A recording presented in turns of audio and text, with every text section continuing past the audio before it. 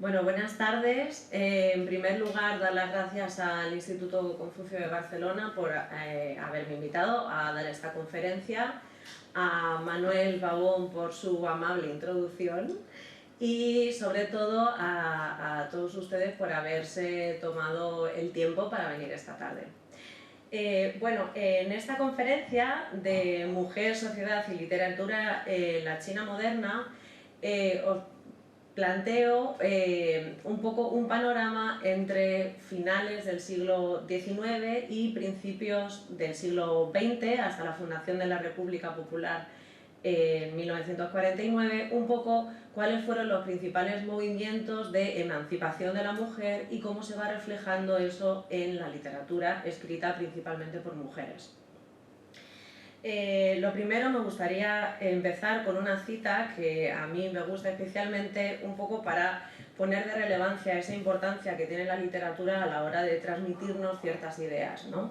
Dice: la literatura es desde siempre el lugar donde se elabora y transmite el conjunto de imágenes, figuras ejemplares y mitos originados tanto por la tradición patriarcal machista como por el pensamiento de las mujeres. Un poco la idea es precisamente a través de ciertas autoras poner de relevancia aquellos movimientos más importantes que cambiaron su situación en China. Bueno, la importancia de la mujer como escritora en China no es algo moderno ni por asomo. De hecho, la tradición china puede jactarse de tener una gran cantidad de mujeres escritoras ya desde la era imperial. Una de las más destacadas, no la primera, pero quizás sí una de las que empieza a tener más relevancia, es Pan Chao, que tenéis aquí en la diapositiva, una mujer que ya en el siglo I formó parte de la redacción de una de las historias de la dinastía Han, que en aquel momento se escribían siempre historias de cada dinastía. Formó parte de una saga, una familia de historiadores que escribieron la historia de esta dinastía. Bueno, ella en realidad pasó a la historia no realmente por su colaboración en este libro, sino por uno de los libros que después se usaron para la educación de las mujeres a lo largo de todo el periodo imperial, como es el libro de preceptos para mujeres. Ella en realidad escribió un libro de educación para sus hijas, pero con el tiempo eso fue adquiriendo importancia y se extendió a toda la población, ¿no? Y se tomó como una especie de manual de comportamiento para las nuevas esposas. Es decir, en este momento ya vemos como había mujeres que escribían para todos, pero también para mujeres. Pan Chao en realidad no solo escribió historia y este precepto, también fue poetisa y tocó otros muchos géneros, pero se la ha recordado principalmente por esto. Otra de las grandísimas escritoras de la China imperial es Li Qingchao, de la dinastía Song, una poetisa que, a diferencia de otras muchas mujeres escritoras de la China imperial, realmente ha pasado a formar parte del canon de la literatura, no solo el de las mujeres, sino de los escritores en general, lo cual no es nada fácil en el siglo XI. Y es uno de las grandes representantes y gran referencia de las mujeres escritoras, porque realmente supo encontrar una voz propia que por fin pusiera palabras a esos sentimientos de la mujer. A pesar de que hubiera muchas mujeres escritoras durante la época imperial, no ha sido tan común el que estos escritos realmente se conservaran. Prácticamente tenemos que esperar hasta la dinastía Ming o la dinastía Qin para ver cómo empieza a haber como un intento consciente de conservar todos estos escritos. Y es en estas dos dinastías cuando empieza a haber una publicación, no voy a decir masiva, pero cuando empieza a haber una publicación relevante y un intento de conservación de muchas escritoras en esta época. Esto también se ve favorecido porque empieza a haber también un montón de sociedades o no sé si llamarlo club de poesías, donde las mujeres intercambiaban literatura entre ellas. Uno de los más famosos fue la Sociedad Poética del Jardín de los Bananos en el siglo XVII, aunque la ilustración no pertenece exactamente a esa sociedad, sino a... Esto representa un grupo de escritoras que en una de las novelas más importantes de la literatura china, como es Sueño en el Pabellón Rojo, es un grupo, un club de poesía que hacen unas mujeres que viven en un jardín dentro de la mansión y que viene a representar toda esa realidad que ya estaba sucediendo desde el siglo XVII. La literatura, o sea, esta novela sería del siglo XVIII. Bueno, antes de realmente hablar de empezar con las mujeres del siglo XIX o el siglo XX, sí que me gustaría hacer un breve repaso de cuál era realmente la posición que la mujer ocupaba en la China imperial, precisamente para que luego podamos hablar de cuáles son esos cambios que la lleva a la emancipación. Es importante aquí destacar que, aunque os haya introducido brevísimamente, como esos hitos de mujeres escritoras a lo largo de la historia, realmente al final la tarea de escribir no dejaba de ser más que un entretenimiento o algo que no entraba dentro de una profesionalización, ¿no? Como sí que podía ser para un hombre. No va a ser hasta el siglo XX cuando encontremos a la mujer ya como escritora en un sentido profesional. Bueno, ¿cuáles son las principales o los principales rasgos de la posición de la mujer en la China imperial? Pues yo creo que más o menos se pueden dividir en estos 5, ¿no? Que vamos a ir viendo poco a poco. Por un lado, la concepción de yin y yang, como seguramente todos conoceréis, esta manera de concebir el mundo como un todo y con dos energías, ¿no?, que se intercambian y se complementan.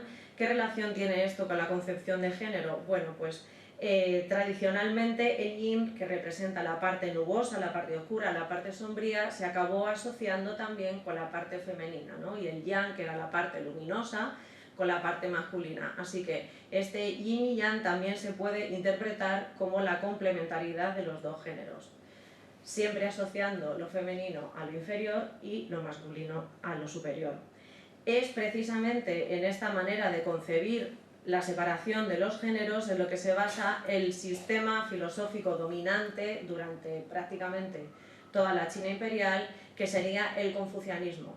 Y digo confucianismo y no Confucio, porque realmente Confucio habló muy poco de la mujer, sino prácticamente nada, hizo como un comentario, así que no tenemos que asociar exactamente este pensamiento que ahora podríamos identificar como jerárquico o machista, sino más bien con la interpretación que se ha dado o la escuela de pensamiento que se ha creado después, no exactamente con él. Bueno, este pensamiento se remite a la figura de Confucio, claro que sí, que concebía al hombre en relación con la sociedad, ¿no? El hombre no era no es que no se le considerara, pero no se le daba importancia como individuo, sino siempre dentro de una sociedad organizada y jerarquizada. Esta jerarquización se hacía en relación a los conceptos de género y edad, ¿no? El hijo tenía que atender al padre, el padre, o sea, el súbdito al soberano, y la mujer estaba supeditada al hombre.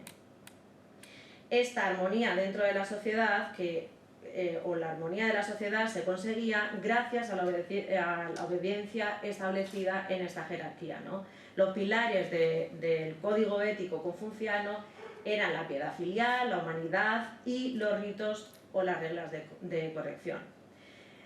Dentro del confucianismo encontramos como un recrudecimiento de los valores asociados a la mujer, especialmente en el siglo XVI, que se asocia también con el neoconfucianismo.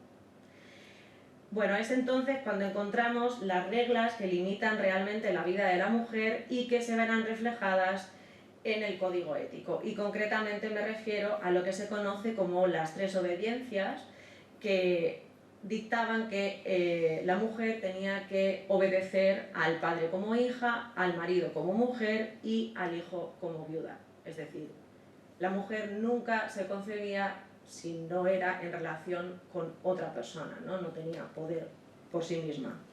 Y las 4 virtudes, que eran la fidelidad o castidad, el encanto físico, propiedad al hablar y eficacia en los labores. Bueno, he subrayado un poco como fidelidad o castidad, porque estos eran los valores que más se han apreciado tradicionalmente de una mujer, pero nunca fueron realmente tan rígidos como la dinastía Qin, que es la última dinastía de la época imperial. La castidad era exigida a la mujer no solo antes de casarse, sino también en la viudedad. Es decir, las relaciones sexuales siempre se concebían como algo sano, incluso necesario dentro de un matrimonio, pero no fuera de él, ¿no? Tanto, ya digo, antes de casarse como después.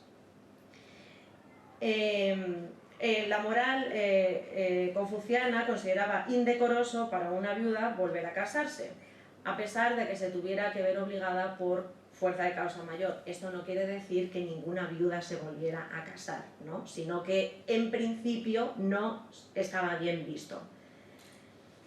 Incluso se llegaba a dar tanta importancia al tema de la castidad que se llegaba a premiar o honrar a aquellas mujeres que, por ejemplo, después de una violación se hubieran suicidado. Es decir, como para poner de manifiesto que no iban a aguantar, ¿no?, esa deshonra. Os he puesto esta diapositiva de arcos conmemorativos, que eran arcos conmemorativos de la castidad. Y es que, según algunos historiadores, comenzó durante la dinastía Han esto de honrar a las mujeres castas, pero en realidad acabó perviviendo prácticamente hasta los años 30. Ya que a pesar de que acaba el imperio y parece que con eso van a acabar todas las ideas asociadas a la vieja sociedad, realmente no es tan fácil desarraigar ciertas ideas de la sociedad, ¿no? Todo va un poco más despacio. Así que durante la dinastía Qin, la última dinastía de China, la castidad se había convertido prácticamente, igual es un poco exagerado, ¿no?, pero como una religión en la que creer para una mujer, ¿no? Ya os he mencionado lo de incluso que algunas mujeres se suicidaban cuando se violaban, o algunas mujeres que decidían mantenerse castas toda la vida. Bueno, pues al final, si cumplían ciertos requisitos, se les acababa conmemorando en este tipo de actos, ¿no?, donde se ponía su nombre. Otro aspecto importante para entender la posición de la mujer que la mujer ocupaba en la China imperial sería la separación de las esferas entre lo que es Nei y Wai, que serían como lo interno y lo externo, o la esfera privada y la esfera pública. Desde el punto de vista sociológico, ¿no?, el sistema social de China siempre ha dividido el espacio, ha restringido el espacio interior para las mujeres y el exterior o público para el hombre. Y esto, os he puesto aquí una cita del libro de los ritos, un libro que no se sabe con exactitud, bueno, es una recopilación de libros, no se le fecha con exactitud, pero más o menos entre el siglo IV y II a.C. ya se separaban estas dos esferas, ¿no? Dos citas, pero hay muchas más relevantes de este libro, por ejemplo, son la de: los hombres no debían hablar de lo que pertenece al interior de la casa, ni las mujeres de aquello que corresponde al exterior. O, por ejemplo, a los 10 años una muchacha dejaba de salir de los apartamentos de las mujeres.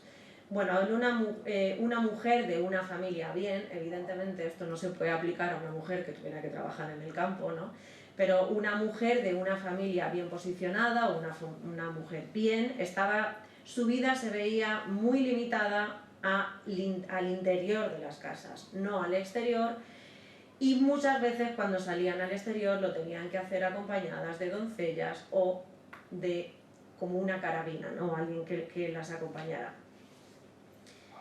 Pero hay otra cita que, aunque no está aquí, os voy a leer brevemente. Por ejemplo, dice: un hombre y una mujer no deberían sentarse juntos, no tener el mismo lugar para la ropa, no usar la misma toalla o peine, no dejar que sus manos se toquen dando o recibiendo.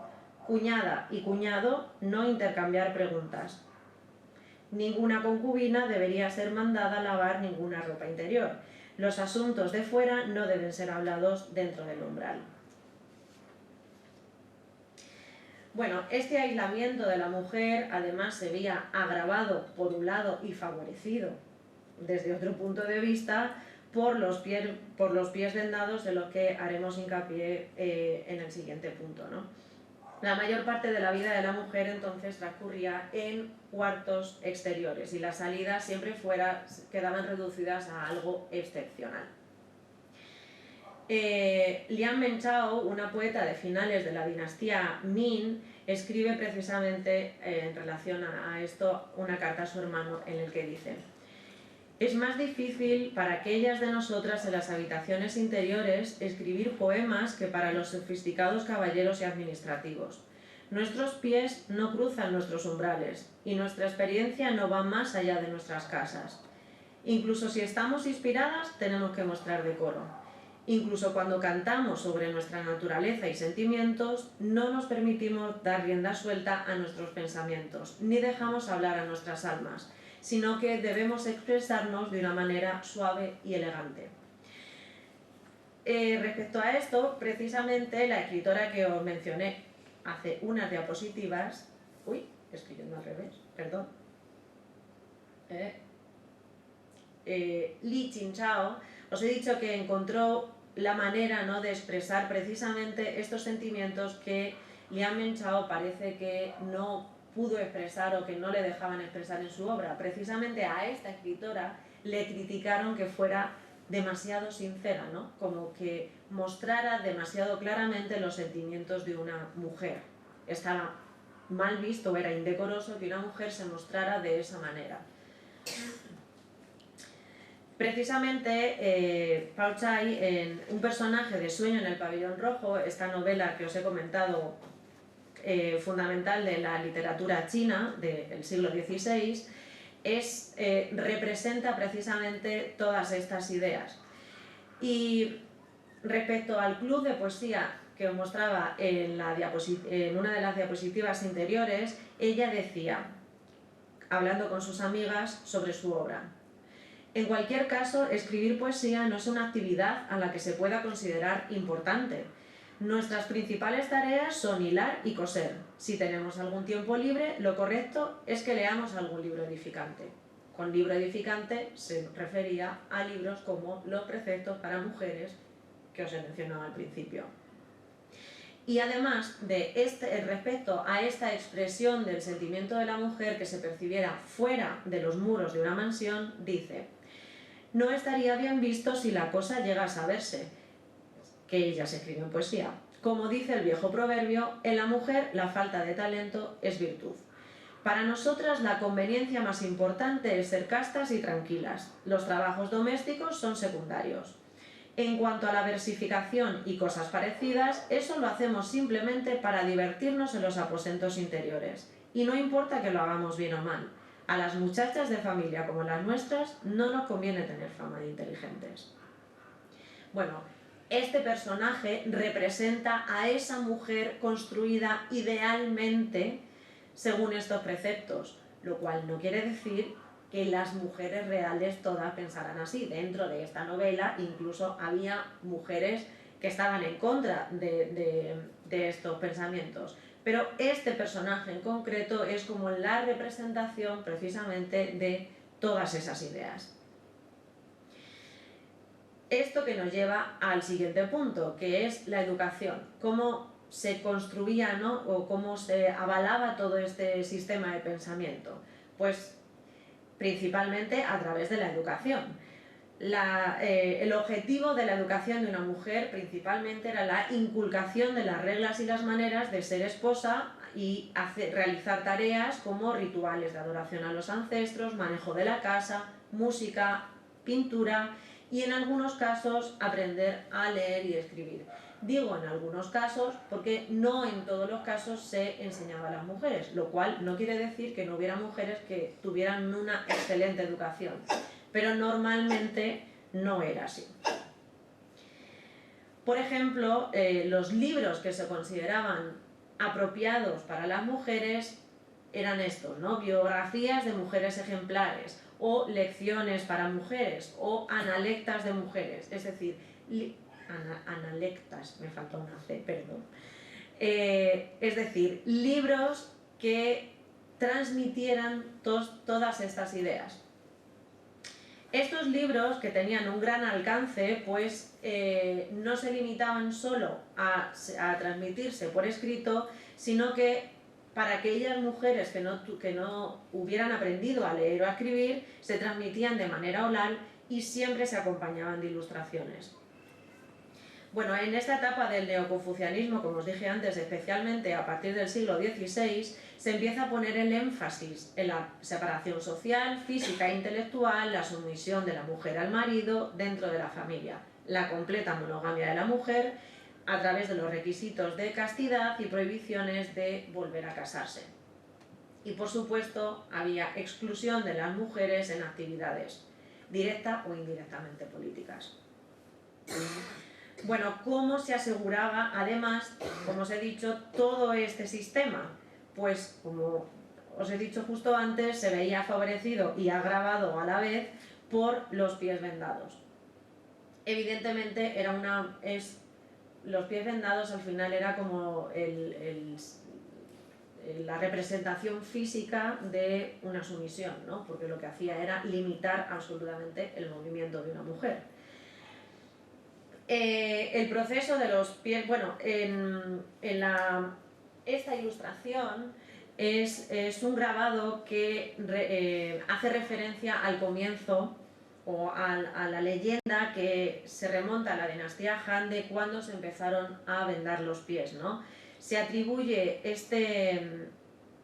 esta costumbre a la concubina favorita de un emperador de la dinastía Han, a Yaonian, que a él le encantaba verla bailar con esos pies tan pequeños y al vendárselos hacía que todavía fueran más pequeños. Aunque esta costumbre ya se data de la dinastía Han, realmente no va a ser hasta la dinastía Song, es decir, a partir del siglo XI, cuando sea una costumbre que se empieza a expandir en la sociedad. Vuelvo a repetir, en mujeres de élite, ¿no? Una campesina no iría al campo a labrar con los pies vendados, pero sí a mujeres de buenas familias. Bueno, este proceso de los pies vendados, os he puesto aquí una foto no muy agradable, comenzaba cuando la niña más o menos tenía 4 o 5 años, todavía no había desarrollado, su pie todavía no había crecido lo suficiente y se hacía rompiéndole los huesos, metiéndoselos debajo para que el pie empezara a estar comprimido. A partir de este momento, podéis imaginar, al principio la niña pasaba un tiempo básicamente sin poder moverse, como si tuviera roto los dedos del pie, y después, aunque podían andar, el movimiento estaba muy limitado. Así que el que la mujer desarrollara su actividad dentro de casa se veía completamente avalado o favorecido por esta costumbre. Y si tenéis a lo mejor la imagen de alguna película antigua o que recree alguna imagen de la antigüedad, ¿no? La imagen de la dama siempre apoyada en la doncella. Parece que es que le gustaba mucho ir del brazo, pero también es que necesitaban apoyo para andar. Es difícil andar con estos mini pies. Bueno, y aquí una foto de las últimas mujeres que se vendaron los pies. Bueno, como digo, este vendaje de pies además se veía favorecido porque también era un atractivo erótico para el hombre. Se veía como algo erótico y además como un valor para el matrimonio. Cuanto más pequeños los pies, además, más atractivo resultaba. Así que era una costumbre que en realidad se traspasaba de mujeres a mujeres. Eran las mujeres quienes vendaban el pie a las otras mujeres, ¿no? Un poco como asegurándose de que la hija iba a conseguir un buen matrimonio. Bueno, ¿cuándo todo esto empieza a cambiar? Bueno, hay cambios históricos que determinan mucho el nuevo rumbo que va a tomar China, no solo respecto a la mujer, sino en general, pero que afectan mucho a la mujer. Por ejemplo, la Primera Guerra del Opio, con el Tratado de Nankín en 1842, cuando se empiezan a ceder territorios a potencias extranjeras. Con esta cesión de territorios se favorece también el que muchas cosas empiecen a llegar de fuera, ¿no? Y China deja de ser un país que había estado relativamente cerrado al comercio durante mucho tiempo, pero con este nuevo comercio también llegan, como digo, otras ideas. Y la rebelión de Taiping también, que agita bastante el país entre 1850 y 1864. Bueno, aunque la rebelión en sí no tiene que ver con la mujer, sino con un iluminado que se creía que era el hermano de Dios y que iba a cambiar el país, pero realmente respecto a la mujer es importante porque dentro de este grupo que quería acabar con la dinastía Qin, empezamos a encontrar a mujeres con muchísimo poder. Ellos sí que creían en la igualdad entre el hombre y la mujer, las mujeres no se vendaban los pies, incluso encontramos algunas mujeres al mando de los batallones que participaron en la rebelión, lo cual en el momento realmente resultaba toda una novedad. Bueno, la rebelión Taiping no tuvo éxito, principalmente porque, bueno, al final, aunque había muchas voces que pedían el cambio, ¿no? Pero también habían atacado algunos valores de la sociedad tradicional con los que no encontraron el apoyo suficiente. Bueno, como digo, con estas nuevas corrientes que empiezan a entrar en el país, una de las cosas que se empiezan o de las concesiones que se hacen es que puedan volver a entrar a China misiones cristianas. Bueno, en estas cesiones se concede que en las zonas principalmente de costa de China empiezan a establecerse diferentes misiones y algunas en el interior. Bueno, a estas misiones cristianas les tenemos que agradecer la primera escuela para mujeres en China. Esta misionera es fundadora de la primera escuela para mujeres en China en 1844. Bueno, estas misioneras en realidad empiezan a promover la educación entre mujeres. No tampoco caigamos en la idea de que eran revolucionarias, porque el cristianismo también tiene sus cosas en contra o no muy favorables a la mujer, pero sí que fue una novedad en cuanto a la educación, por ejemplo, y como veremos también muy importante respecto a los pies. ¿Por qué? Porque, bueno, el modelo que ellos tenían, principalmente estamos hablando de misioneros ingleses y misioneros que venían de América, es que adaptaban ese modelo de educación de sus países a China. Su principal objetivo era trasplantar sus sistemas de pensamiento a China, y eso entraba la educación. Y en esos currículum escolares entraba la gimnasia. ¿Cómo se puede hacer gimnasia con los pies vendados? No puede dar muchos saltitos, creo yo, ¿no? Entonces, en estas escuelas empiezan a encontrarse voces que piden la abolición de esta costumbre.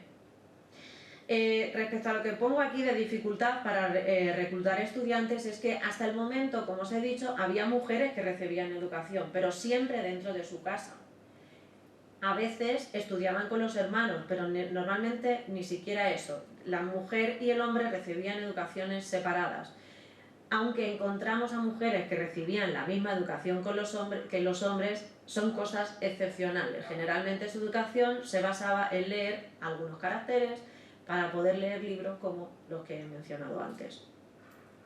Pero, como digo, aquí empiezan a ponerse esa semilla del movimiento de antivendaje de pies. Y repito que aunque aquí se pone una semilla, realmente las misiones cristianas después, cuando las mujeres empezaron a pedir independencia, emancipación, etc., dieron un pasito atrás, ¿no? O sea, no era su intención esa, pero les ayudaron en muchas cosas. No podemos decir que esto fuera la razón por lo que, por ejemplo, se elimina la costumbre del vendaje de pies, pero sí que contribuyó a que las voces reformistas que ya sonaban en el país, como de Han Yue, de Tan Chitong o Lian Qichao, empezaran a coger importancia. Realmente todo esto hace que empiece a haber realmente escuelas para mujeres en China del gobierno chino, ¿no? La primera escuela china para mujeres se hace en Shanghai en 1898 y para 1907 realmente había muchísimas escuelas por todo el país, ¿no? O sea, es un gran cambio respecto al anterior. Y también en China empieza a haber movimientos antivendaje de pies y la primera sociedad antivendaje de pies también se crea en 1883. Es decir, hay un movimiento tanto que viene de fuera como de dentro y entre los dos empiezan a conseguir el cambio. Otro hito importante en el cambio de la posición de la mujer es la abolición de los exámenes imperiales en 1905.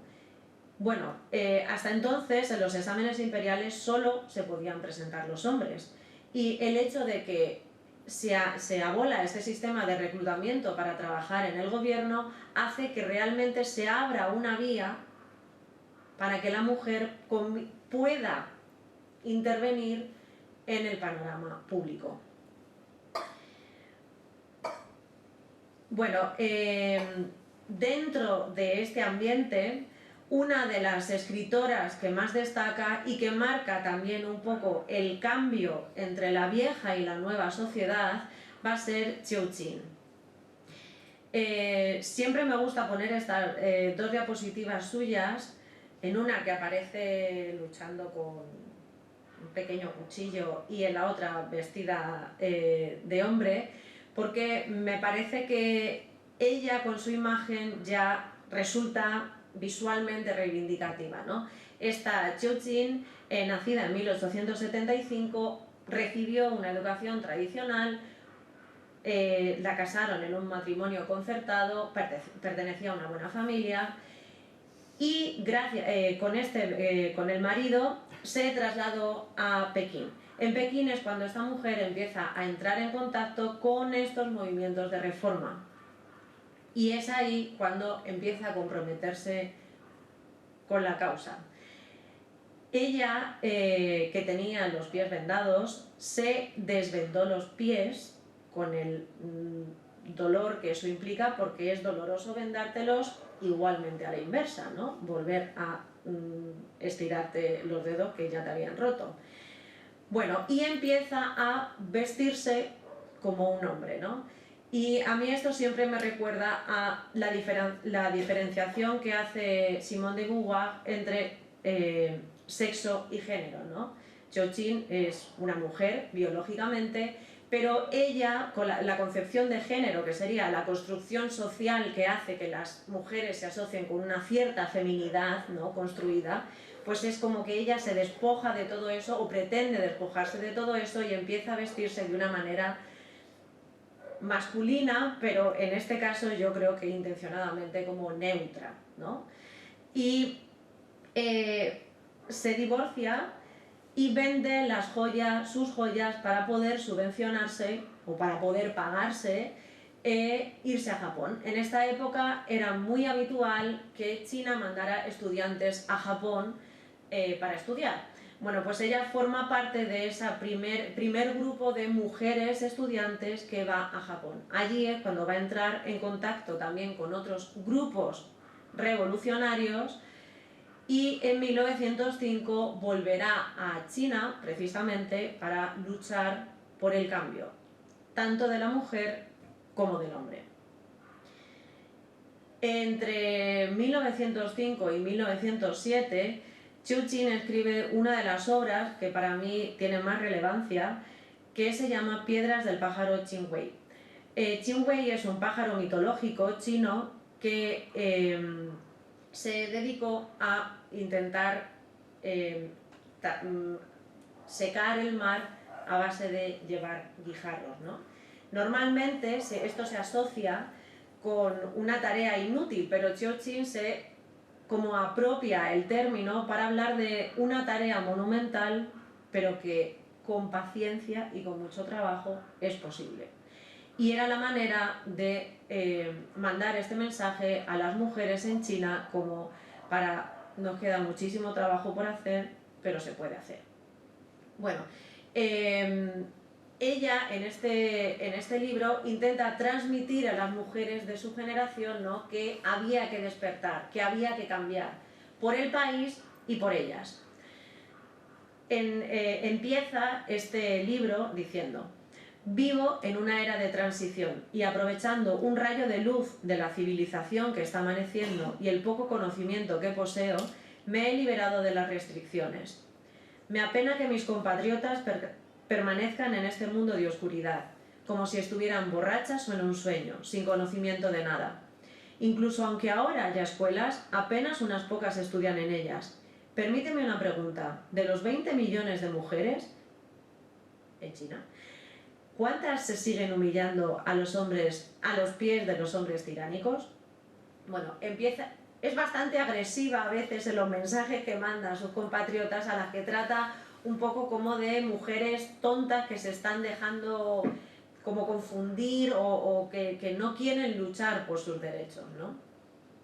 Ella elige un género, el tanzi, que era un género dramático muy popular desde el siglo XVIII entre las mujeres. Lo que hace ella en su escritura es, por eso siempre me gusta tratarla como una figura de transición, es que coge géneros tradicionales, además géneros muy populares entre las mujeres, pero mete todas nuevas ideas, ¿no? También lo hace con la poesía, coge la poesía que se conocía como de tocador, que normalmente era donde las mujeres hablaban de echar de menos al marido, al amado, y mete también ideas revolucionarias. Y dice: desafortunadamente las mujeres sufren de ignorancia y experiencia limitada, y por eso no importa cuántos libros puedan tener en su posesión, realmente lo pasan mal intentando entender lo que significan. Por esta razón he compuesto este tanzi, el lenguaje llano, esperando que todas las mujeres puedan comprender su contenido y que les permitan dejar tras de ellas esa oscuridad y ascender al mundo civilizado. Bueno, en este libro, bastante autobiográfico, cuenta la historia de 4 chicas que más o menos estaban en su situación, buenas familias, educación tradicional, a las que les han concertado un matrimonio, que no desean, y va metiendo a través de la voz de los personajes todas estas ideas revolucionarias, y los personajes también acaban marchándose a Japón. Bueno, la obra está inacabada, porque Qiu Jin, cuando volvió a China, como os he dicho, se relacionó con grupos que querían acabar con la dinastía. Formó parte de una rebelión contra el gobernador de Anhui, que fue destapada antes de tiempo, así que al final la detuvieron y la decapitaron. En realidad, Qiu Jin, a partir de entonces, a partir de 1907 que la decapitan, se convierte básicamente en el símbolo de la lucha contra la mujer. Aunque de primeras algunos apuntan que tras su muerte hubo como un retroceso en estas ideas que empezaban a calar entre las mujeres, ¿no?, por el miedo a perder la cabeza, literal, pero por otro lado también empezó a crear esta leyenda que empezaba a mover esa solidaridad entre las mujeres. Por último de ella, leeros una cita de una carta que escribe a un amigo suyo, en el que dice: «Y si no soy capaz de llevar a cabo lo que debo hacer, déjame no existir en este mundo. Nunca dejaré a los de su clase arruinar mi propio nombre, ensuciar mi espíritu independiente e impedir mi paso». Era un buen símbolo, ¿no?, de toda esta gran energía de este movimiento de cambio tan apasionante de China a principios del siglo XX. Bueno, con el 1911 llega la República China y aunque muchos veían en este momento como el gran cambio que habían estado esperando, por fin se acaba con la última dinastía y llega la promesa del cambio. Bueno, pues una frase un poco fea, pero que se entiende muy bien, era un poco el mismo perro con otro collar, en cuanto a las mujeres se refiere, ¿no? Todas estas mujeres que habían participado activamente en la revolución empiezan a ver cómo se les empieza a apartar de esa oportunidad que ellas pensaban que iban a tener en la vida pública y en la vida política. Aunque se les había prometido muchas cosas, por ejemplo, en el 1911 se funda la primera alianza de sufragistas. En realidad, en 1912 hay como se da un paso atrás. Se iba todo lo que se había pensado que se iba a hacer, dar el voto a la mujer, poner por escrito en la Constitución la igualdad entre el hombre y la mujer. Finalmente todo eso parece que empieza a diluirse en una promesa y se pretende que la mujer dé un paso atrás, no todos los pasos atrás, pero un pequeño paso atrás, y se centre más bien, vuelva a estar dentro de la casa y más bien apoyar el hombre en la tarea de cambiar el país, pero no ella como un agente activo dentro de este cambio, ¿no? Esto se ve más claramente cuando el Zhongmenhui, que era la alianza de las sociedades democráticas, las alianzas de las... no me va a salir la palabra. Alianza Revolucionaria China, conocido como la Alianza Revolucionaria China, se reorganiza en el Kuomintang, que sería el que estaría en el gobierno hasta el 1949. Pues se empieza a apartar a las mujeres de las causas políticas. Bueno, en 1919, con el Tratado de Versalles, por el que se cede a Japón se cede a Japón un territorio dentro de China por el apoyo en la Primera Guerra Mundial contra Alemania, estallan las protestas del movimiento del 4 de mayo, o también conocido como el movimiento por la nueva cultura, ¿no? Y aquí las mujeres vuelven otra vez a encontrar un poco su manera de luchar. El movimiento por la nueva cultura, que comenzó, se conoce como el movimiento del 4 de mayo porque empezó el 4 de mayo en Pekín, pero pronto se empezó a expandir por todo el país. Bueno, este movimiento también lleva implícito una revolución literaria, no solo de pensamiento, y se empieza a extender en la literatura. Es lo que se conoce como el Paihua, como el uso de un chino más cercano a la lengua hablada y no tan clásico. Zhou Qin ya empieza a hacer uso de este lenguaje mucho más sencillo para que las ideas pudieran transmitirse en la sociedad más fácilmente, ¿no? Se empieza a concebir un tipo de literatura para la gente más realista y social para conseguir la mayor difusión de ideas. También hay una gran influencia en este momento y se traducen muchos títulos de literatura occidental. Así que, igual que Zhou Qin adapta géneros clásicos chinos pero con ideas modernas, vemos que en este momento se empiezan a cultivar géneros modernos, ¿no? Y empieza a hablarse ya de literatura china moderna.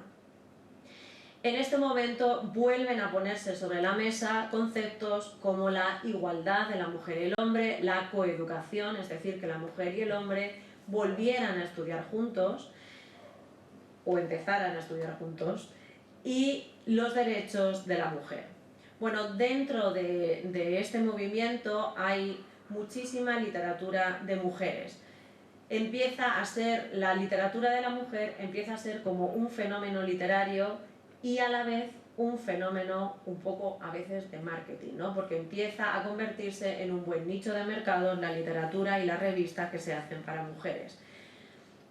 Aquí os he puesto dos de las escritoras más famosas de esta época, pero nos vamos a detener en otra posterior.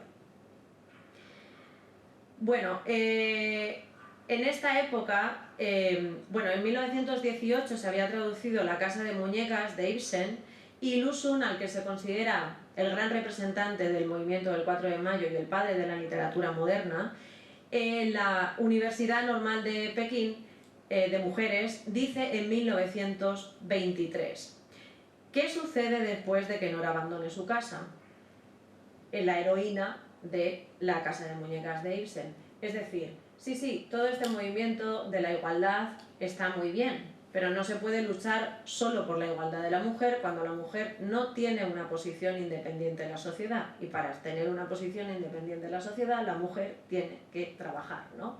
Ser económicamente independiente. Es decir, que los sueños son importantes, pero el dinero es esencial. Con esto Lusun no quería decir no luchéis, sino todo lo contrario, ¿no? Como decir, sí, hay que luchar, pero hay que tener en cuenta que lo primero que hay que hacer es ser independiente económicamente. Él les quería decir, ¿no?, que quedaba todo este camino por recorrer y que realmente tenían que prepararse para la lucha. Entre 1912 y lo que va a ser la fundación de la República Popular China, va a haber muchos altibajos, ¿no?, en todas estas ideas de ahora hay más apoyo a toda esta lucha de la mujer, ahora menos. Y además en este periodo tan convulso hay una gran diferencia dentro de China dependiendo de la zona, ¿no? Las diferencias principales que suceden entre el Partido Comunista Chino y el Kuomintang respecto a la mujer, ¿no? Aunque en algunas ocasiones de relativa convivencia, por ejemplo, cuando se funda el departamento de mujeres en el que se trabajaba con todas estas ideas, hay una colaboración. Realmente esta colaboración termina abruptamente en 1927, cuando el Kuomintang lanza una ofensiva contra el Partido Comunista Chino. En este momento se ejecuta a la mujer que tenéis en la foto y en la ilustración, representante de los derechos de la mujer, no solo de la mujer de élite que habíamos estado hablando ahora, sino que con las ideas del Partido Comunista Chino empieza a hablarse de igualdad para todas las mujeres, es decir, obreras, campesinas, mujeres de élite, cualquier mujer. Bueno, como digo, a pesar de que durante unos años había cierta esperanza, ¿no?, o había cierto avance, esta colaboración llega realmente al final en este momento, y hay una diferencia entre el Partido Comunista Chino, que ya os digo abogaba por la igualdad de todas las mujeres, y el Kuomintang, que era mucho más conservador en este sentido. Es decir, sí, la mujer había avanzado y también tenía cierta posición en la sociedad, pero seguían perviviendo todavía muchos valores de la antigua sociedad.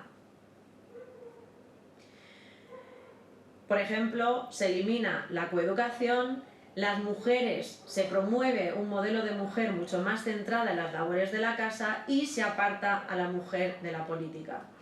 Os he puesto una cita de un personaje de Chan Ai-lin, esta escritora que es además protagonista del cartel de esta conferencia, en el que retrata muy bien esta idea de las mujeres en el territorio gobernado por el Kuomintang, que dice: buscar trabajo sería un error, lo acertado sería buscar a alguien. Es decir, en este momento la mujer trabajadora, para una mujer tradicional de una buena familia, buscar trabajo todavía se veía como un poco despectivo. Era muchísimo mejor buscarse un marido. Bueno, Chan Ai-lin no es que comulgara con estas ideas, sino que realmente ella es una gran retratista, ¿no?, de la sociedad china de los años 30-40.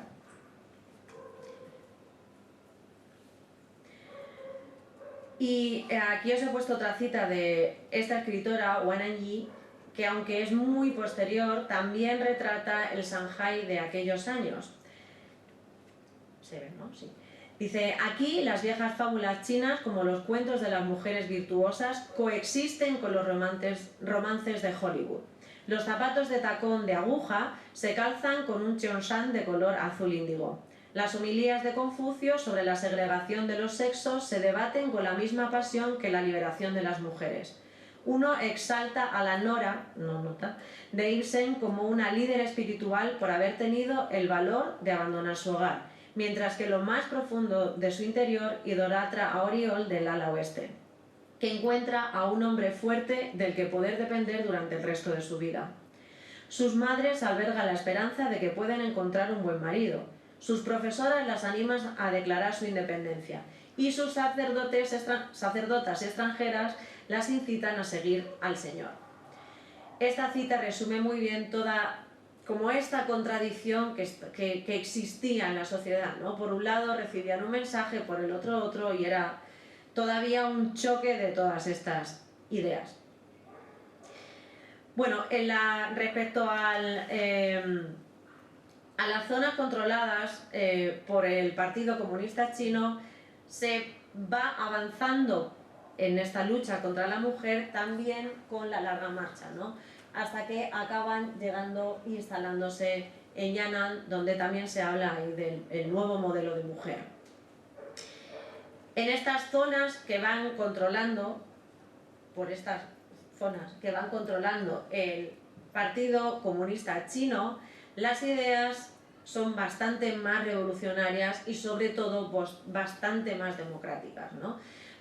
Para empezar, sí que se concibe la igualdad entre el hombre y la mujer. Bueno, no es que se conciba, es que se pone como por escrito, ¿no?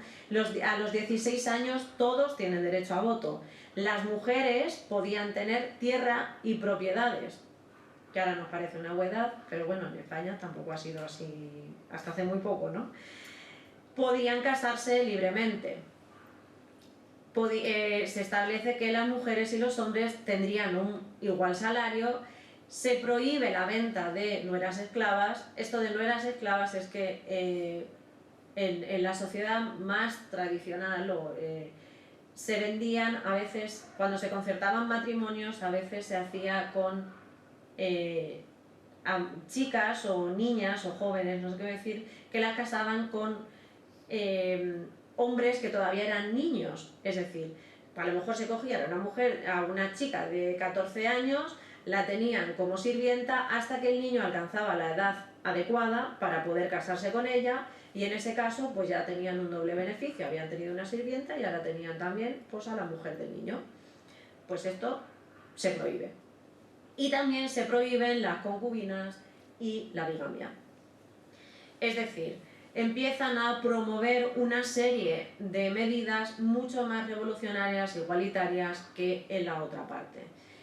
También algunos mencionan que esto también causó a veces un poco de conflicto social, ¿no? Porque estas ideas que habían calado tanto durante tantos siglos en la sociedad también provocaron que muchas mujeres se vieran escandalizadas, ¿no? Como porque las prohibieran vendarse los pies o porque las obligaran a antes vendárselos.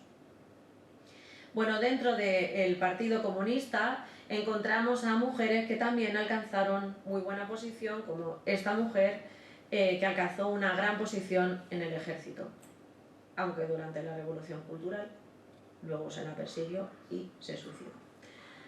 Bueno, Xiao Hong es una de las escritoras que más representa precisamente esa vida tradicional de la mujer en el campo. con campos de vida y muerte, una novela fantástica que todo el mundo debería leer. Se representa precisamente ese sufrimiento de las mujeres todavía atrapadas en estas ideas tradicionales en el campo del norte de China. Perdón. También en su obra se transmite bastante la idea de desigualdad social y clasismo, y por ejemplo en un relato muy interesante, también está traducido al español, que se llama Manos, habla de una niña que va a la escuela, a una escuela de mujeres, de niñas, pero a pesar de que tiene acceso a la educación, sigue siendo un poco discriminada porque viene de una familia de baja clase. Entonces, Xiaohong nos hace como esta doble representación de tanto los problemas de la mujer como de la sociedad y estratificación social. Xiaohong también se la asocia con la literatura más importante antijaponesa. De hecho, en el libro de Campos de Vida y Muerte se vive todo este proceso no solo de la mujer, sino también la invasión japonesa en el norte, en Manchuria. Otra de las escritoras que va a dar voz a los problemas de la mujer es Tin Lin. Y además, al igual que Qiu Qin nos sirve visualmente para hablar de ese gran cambio de la mujer, en estas dos diapositivas también vemos visualmente un poco el cambio que va a suceder en esta época ya cercana a la fundación de la República Popular, ¿no? Y es de una mujer mucho más femenina a la misma mujer ya en la lucha con el Partido Comunista y con una estética muchísimo más neutra. Tin Lin es una escritora que tiene como dos fases muy diferenciadas que vemos también físicamente, ¿no? Una primera fase en la que reflexionaba más sobre la intimidad de la mujer y sus deseos, y luego una literatura más comprometida, pero también bastante crítica, sobre estas zonas que empezaba también a controlar ya el Partido Comunista Chino.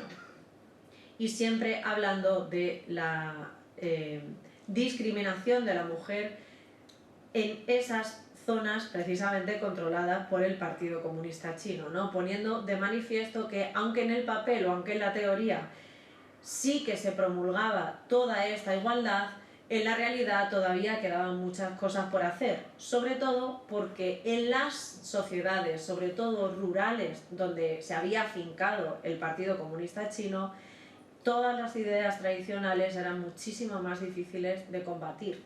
De hecho, en muchos casos se tenían que adaptar. Cuando llegaron a Yan'an, la zona que fue como el campamento antes de la toma del país, a veces hay que hacer una adaptación de esas ideas para ganar el apoyo de la gente. No podías llegar como imponiendo todas estas novedades porque no ibas a obtener tampoco el apoyo del pueblo. Así que su obra también nos sirve como una mirada crítica precisamente a esta manera o a este cambio de la mujer en la realidad. Y precisamente con estos, por eso os he puesto lo de problemas de la igualdad, ¿no? Y es que aunque la fundación de la República Popular China suponga una clara mejora de las condiciones de la mujer, en el papel no fue así realmente en la realidad, ¿no? Y en muchos casos hay estudios que se demuestran que los hombres seguían, por ejemplo, cobrando por el mismo trabajo un salario superior al de la mujer en los años 50. Y con la fundación de la República llegamos al final de esta conferencia, que ha ido dando unas gotitas, ¿no?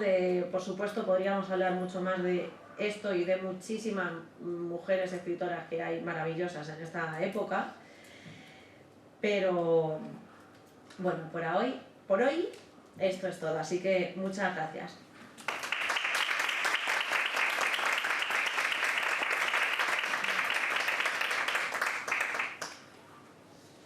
Muchísimas gracias a la doctora Tejeda Martín por este recorrido que nos ha hecho tan breve, pero a la vez tan relleno, digamos, tan completo de toda esta trayectoria histórica desde la China premoderna hasta prácticamente los años 50. Si os parece bien, abrimos un turno de palabra por si hubiera alguna pregunta o algún comentario que tengáis bien hacer, pues podéis hacérselo a Teresa.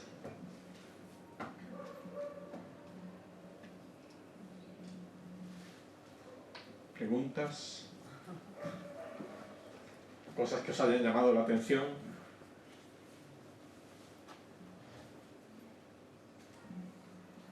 Nada. Está todo clarísimo.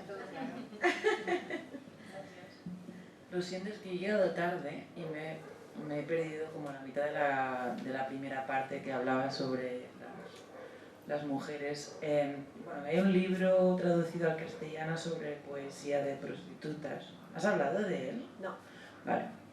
Entonces, me pregunto si estas mujeres eran concubinas o prostitutas o eran mujeres de buena familia que... Prostitutas, como su propio nombre indica. Es que durante la China imperial hay como, digamos que la poesía de las mujeres a veces va destacando por grupos, ¿no? Pero una de las escritoras que destacan en la China imperial fueron las cortesanas o las prostitutas, ¿no? Porque eran mujeres que no solo estaban pensadas como para el sexo, sino también para la compañía. Así que eran mujeres que recibían educación y escribían. Entonces, esa antología a la que te refieres, que va cogiendo fragmentos de varias escritoras, que va viendo, no queda mucho realmente de su poesía, sí que son, vamos, cortesanas. Es que durante la época imperial hay como un periodo al principio en el que las mujeres que más destacan en la escritura son principalmente las mujeres de dentro del palacio, es decir, mujeres que tenían un acceso o una situación totalmente privilegiada.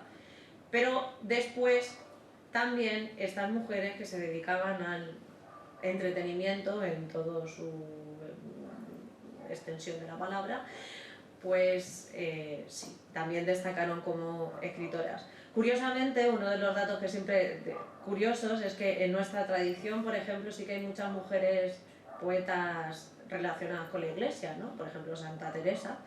Y en China no fueron tantas las mujeres poetas monjas, que también había, budistas, como en nuestra tradición, sino que las que más destacaron fueron o mujeres de buena familia, pero sobre todo más en el siglo XVI, XVII, XVIII, o las cortesanas.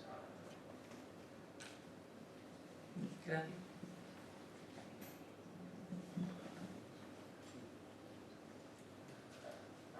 Este año fui a Yunnan. Buenas tardes.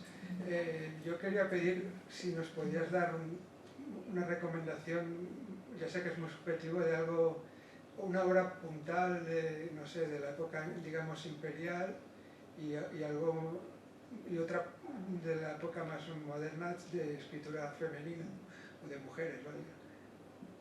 Ya sé que es subjetivo, ya sé que es muy subjetivo. Sí, el problema aquí es que de la época imperial, escrito por mujeres en español, excepto esa antología de mujeres prostitutas, hay también otra antología de mujeres poetas que se llama El barco de las orquídeas, pero que no está traducido directamente al español. Y además, bueno, Li Qingchao sí que está traducida al español como poeta. Lo que pasa es que no sé si buscas algo que te haga una revelación un poco de la mujer, porque de lo que se ha traducido, sobre todo de mujeres de la época imperial, es poesía. Pero más que nada porque era el género más practicado entre hombres y mujeres, ¿no? Lo que sí que te puedo recomendar es una obra de un hombre que retrata muy bien este universo femenino, y es Sueño en el pabellón rojo. De verdad ahí sí que se refleja bastante bien este este mundo femenino, como la vida privada de las mujeres dentro de las mansiones. Y de la época de la que hemos hablado, pues de las obras que hemos leído, si quieres una panorámica,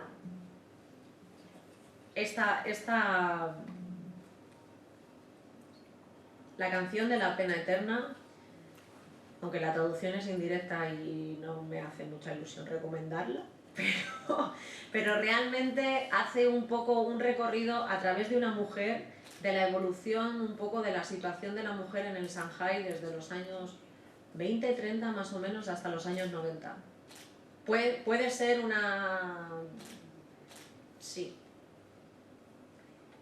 Yo creo que así, para tener un poco de panorámica, pueden ser las mejores.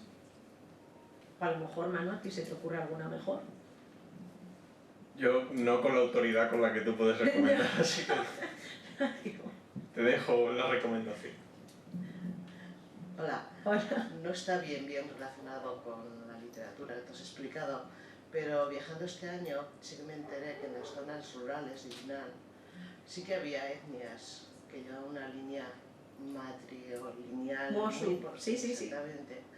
Y no sé de toda esa cultura, desde qué años viene y si ha generado algo de literatura. Ya sé que eran zonas rurales, seguramente no tenían mucho acceso a medios escritos, pero no sé, me extraña que habiendo una cultura así no hubiera también destacado aspectos relacionados con la mujer que la potencia mucho más en el resto de la sociedad. Ahora me parece que no queda casi nada, pero bueno. Bueno, de la historia de esta etnia, o sea, de su historia, de cuándo viene, la verdad es que no te puedo decir porque no lo sé. Que lo que no me extraña para nada es que no se haya prodigado más que allí. O sea, aparte de que geográficamente es un sitio bastante aislado, no sé si llegaste ahí. ¿Sí? Bueno, pues para llegar allí ya viste por dónde vas, ¿no? Pero, claro, el que eso exista ahí, bien, pero fuera de ahí, en lo que es la cultura imperante, que sería la de los Han, es que no casa para nada, es que sería dar la vuelta a la tortilla total. Bueno, es que ellos no eran Han, no pensaban. Exacto.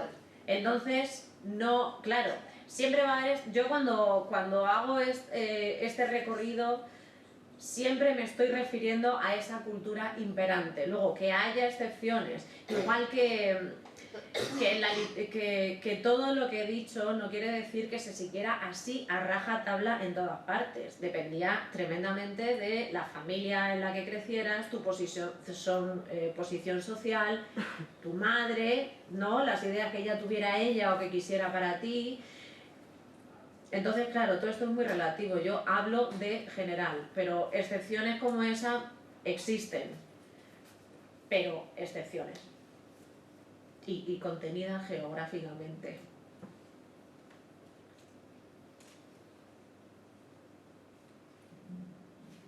¿Una pregunta? Sí.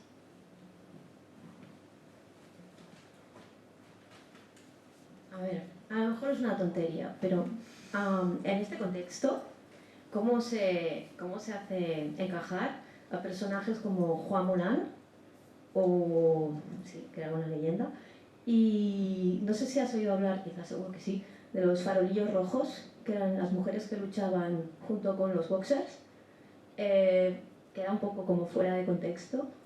Y otro comentario, otra pregunta es, hoy en día tengo la sensación de que la mujer china sigue siendo también muy... O sea, que no ha cambiado mucho la cosa, porque yendo allí, viéndolas, me sigue pareciendo que siguen vistiendo muy femeninas, la manera de caminar. Soy profe en Santa Coloma, tengo muchos alumnos chinos y hay mucha diferencia entre cómo se comportan ellos y ellas. Entonces, bueno, las dos cosas un poco. Pues respecto a Hua Mulan, ¿cómo encaja Hua Mulan en todo esto? Pues Hua Mulan es una leyenda que viene de un poema anónimo del siglo VI, más o menos. encaja perfectamente en esto porque Hua Mulan no se va a la lucha como mujer, no para luchar contra la mujer, sino que es un acto de absoluta piedad filial. Entonces encaja perfectamente y por eso es una buena leyenda. O sea, que quiero decir, es una buena leyenda porque es maravillosa, pero quiero decir que ¿cómo encaja que una mujer hiciera eso? Pues precisamente encaja en ese acto de piedad filial, ¿no? Porque no lo hace como una reivindicación de la mujer, no lo hace por ser libre, lo hace por su padre. Entonces, perfecto, ahí sí. De hecho, hay varias obras, no es la única, ¿no? Que mujeres que aparecen también vistiéndose como hombres y en este tipo de contextos, ¿no? Como que marcó un precedente para otras obras. Pero siempre se entienden como en este contexto, ¿no? Como que la mujer no es como Chiu Chin, que se viste de hombre y lanza un mensaje, sino que es más, o en otras como un divertimento, y en este caso es como el máximo exponente de la moral confuciana, ¿no? Que era este acto de piedad filial. Y respecto a lo que dices, a lo mejor alguien del mundo, no sé si alguna de las chicas que están aquí quiere contestar, pero yo creo que hay de todo. O sea, realmente en España todavía vemos cosas muy aberrantes respecto a la mujer que vienen de mujeres, que es casi peor. Y creo que existe desigualdad. Creo que en muchos aspectos puede seguir existiendo desigualdad, pero la verdad es que no sé si podemos decir que mucha más que aquí. Yo no me atrevería a decirlo porque también depende tanto de la experiencia de cada uno, ¿no? Pero no lo sé, no me voy a pillar las manos, me voy a callar.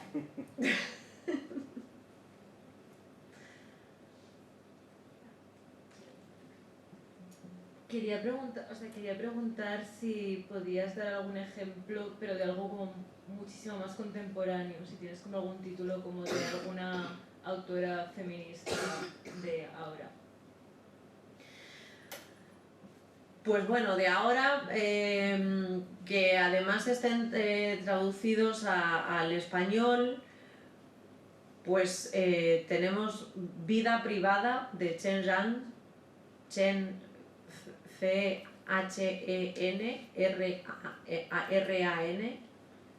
Es una de las escritoras después de la muerte de Mao, ¿no? Que igual empieza a explorar también un poco más esta nueva feminidad de la mujer o estas ideas feministas.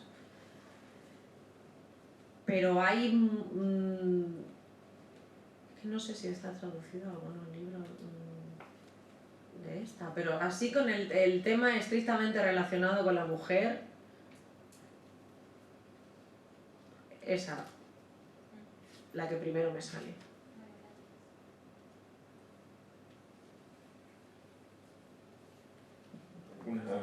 Una última pregunta, si no pues ya lo dejamos aquí. ¿No? Pues de nuevo muchísimas gracias a la doctora Tejeda por esta intervención tan completa y ha sido un placer contar con su presencia aquí y bueno, y a ustedes pues de nuevo pues muchísimas gracias por haber estado aquí. Espero que les haya gustado y que les haya interesado el tema. Y bueno, aquí tienen su casa para todo lo que quieran. Estamos aquí constantemente organizando actividades, conferencias, proyecciones de cine. Así que las puertas siempre están abiertas y eso, como si estuvieran en su casa. Muchísimas gracias. Muchas gracias.